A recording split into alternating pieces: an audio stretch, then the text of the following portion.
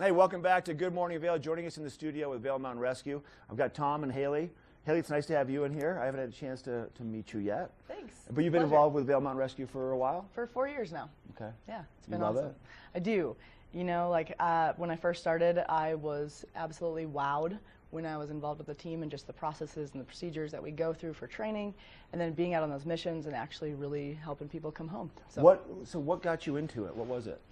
You know, I play in the backcountry a lot, okay, and I wanted to make sure that I was giving back to the community just in case something ever happened to me. And I wanted to be prepared with the skills to get myself out. So you do a lot of backcountry skiing in the wintertime? Is that your deal? I play as much in the mountains as I possibly can. Where are you from?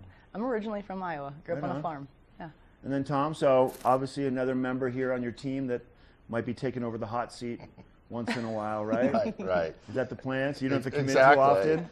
You know, I got to be at work here in about 10 minutes, so. Do you have to go to work too? Yeah, I have a lot of jobs. What else? What's your main thing? What else do you do besides your I volunteer coach for the work? Cycle Effect. I have a small business named Cabbage and Hugs where I make stuff out of beetle kill pine. I cook with the Tall Swede Catering. Oh yeah. Yeah.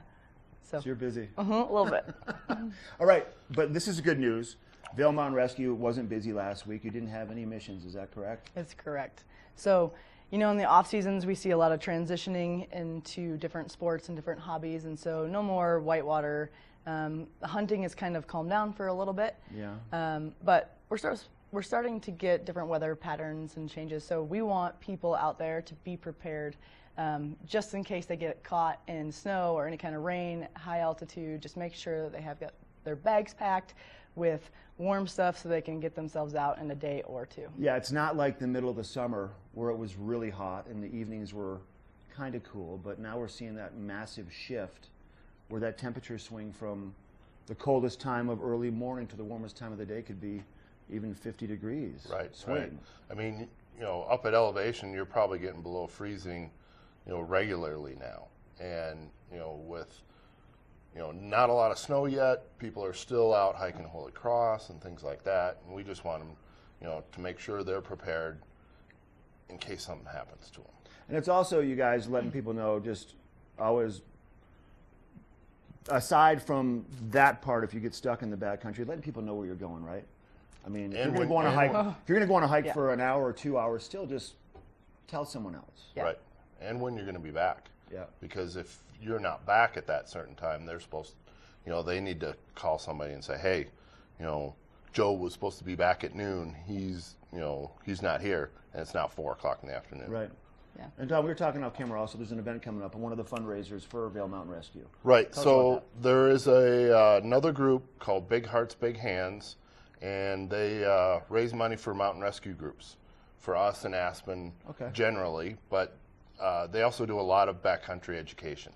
A couple of times a year they'll put on wilderness medicine classes and things like that, you know, free of charge for the community. They have a fundraiser coming up on October 11th at Donovan Pavilion. Okay. And tickets are on their Facebook page. So go to Facebook, look up Big Hearts, Big Hands. You can buy tickets there. I believe they're about $50 a piece. And the event's called the Splash of Lime? Yep. It's called, what is it? The Splash of Lime. Splash of Lime. It's they're going to have cocktails there, maybe? yes, cocktails, food, lots of raffle prizes and silent auction items. It's actually a fundraiser for Jared Weatherall, who was killed over in Aspen. Hiking. I don't remember. He was hiking. He was hiking, but I don't remember which peak over there he was hiking. Okay. And an avalanche came. He triggered it from below, I believe. October the 11th, Donovan Pavilion. Yes. Great. Nice to see you guys. Thanks for Yeah. coming in. Thanks you. for having us. All right, Vail Mountain Rescue, they're here on their own, volunteering all their time year-round to make sure that everybody's safe when they're adventuring out and enjoying all the things that the Vail Valley has to offer. We have weather coming up next.